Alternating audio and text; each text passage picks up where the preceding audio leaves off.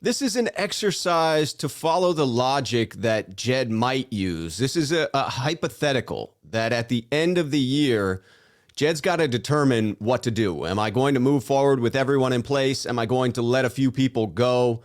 How's he going to go about doing his due diligence? So let's assume that things finish in much the same way that they have started, that the 49ers don't completely get it together and the system, the season looks to have unfolded poorly. You say to yourself, they're not maximizing talent, but there were also considerable holes on the roster.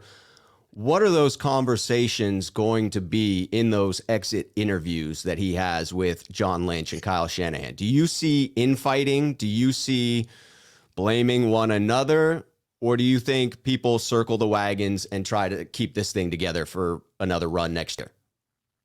That's not how the NFL works. When people miss the playoffs and someone has to be held accountable, there's a lot of finger pointing. No one says, hey, fire me. Fire me.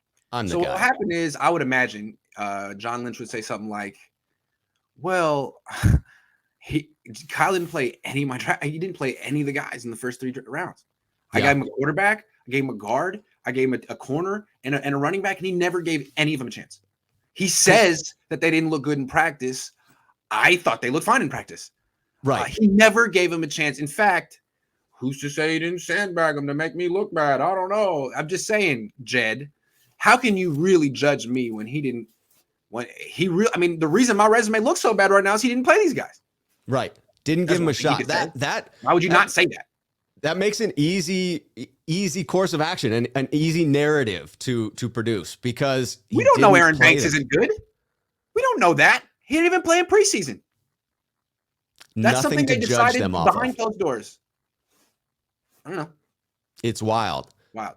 And on the opposite side of it, you would have to think that if the pressure is being applied, right? This is if the screws are being applied to these guys. You know, if it's a friendly conversation, Lynch may not blame Kyle. But if Jed's really hitting him with the screws, then, you know, this guy's got to do what he's got to do. Got to feed my family. So easily. I mean, he can say he said I didn't play. He's blaming me for not playing. They're not good. They're not good. I mean, he overruled me. He didn't listen to me. He thinks he knows more about football than me. Fine. The guys he gave me aren't good. I don't know what you want to tell. Like, the quarterback, that's not who I wanted. I told you, Mac Jones. You guys all laughed at me. Look at him. Look at him now. You questioned me. You guys, okay. So now you got this situation. And then, I mean, the rest of the easy, right? Jalen Hurd. He could blame him for that. Yeah. You could point to he drafted almost an entire draft class for 2022 when we needed talent this year. Yeah.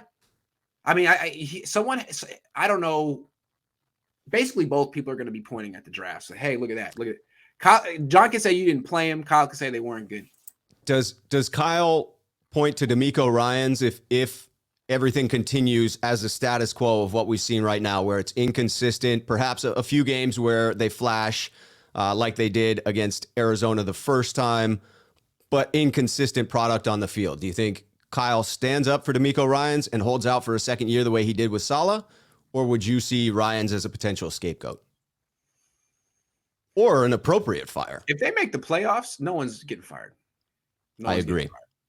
And then Jameer Garoppolo will be the quarterback next year. That's my prediction. I hope not. Prediction. And that's, again, people think that Trey wasn't ready this year. He's going to be ready. Kyle's going to think he's ready next year after not playing. And Jimmy Garoppolo making the playoffs. Guys, can we please don't let Kyle deceive you like that? Can you not? Come on. All of a sudden, he's going to be like, Trey's ready. Hey, guys, guess what? Guess what? Guess what? Guess what? He's ready now. Yesterday, he wasn't, but now he's ready. And it's so great. And I want everyone to sing it from the mountaintops because I'm so excited for Trey. No. Hey, why is Jimmy still quarterback? Well, Jimmy's good. What about Trey? Yeah, he's doing better. I'm just saying. But I get cynical sometimes. I'm sorry, especially during the holidays. Well, we're 3-5. It's easy to be cynical. It's hard for me to stay positive, Grant. And I am Mr. Positivity. I'm Mr. Glass half freaking full. And here I am, a little upset still. So, okay, if you put yourself in Jed's shoes and you hear those hypotheticals we just talked about, what are you doing? If you are Jed York, end of the year, Niners don't make the playoffs. Let's say they go 6-11, Seems like a likely outcome based on the remaining games on the schedule. What are you doing? I'm firing both of them. You brought Both? them in as a team. They go as a team. I don't think it's right to sort of try to play judge and jury there and try to decide who was responsible for what. No, they're a team. And if they're reduced to pointing fingers, then they're not a team anymore, and they shouldn't. No, I would do, because I mean, look, if you fire Kyle and keep Lynch, who's to say Lynch is good at his job and can hire someone better than Kyle? Right. And if you fire Kyle and bring in a new general manager, who's to say Kyle will play that guy's rookies? Right. Who's to say? I mean, yeah. You've essentially given Kyle more power at that point when he already had the lion's share of the power to begin with. So now you've said, well, we don't really want him stepping in on personnel decisions, but if you keep him and let Lynch go, it's going to be that much more difficult for the new GM to stand their ground. It seems to me that you either keep it all together for one more year or you move on from everything. I land in the keep everything together, but what you point out that's an interesting take on it where I would agree is if in the exit interviews, if at the end of this season things do go badly and they are pointing fingers and not together, at that point, then I would, if I'm Jed, have to consider ending this thing, because then it's starting to be toxic. You're taking what was a great relationship, it's now devolving. They weren't working well together. They weren't in complete sync when they were friendly. If it starts to devolve, now I'm second guessing it. But my hope is they keep it all together. They allow this thing to play out. Right. And to do that, they would have to make the playoffs, and that would require a lot of winning.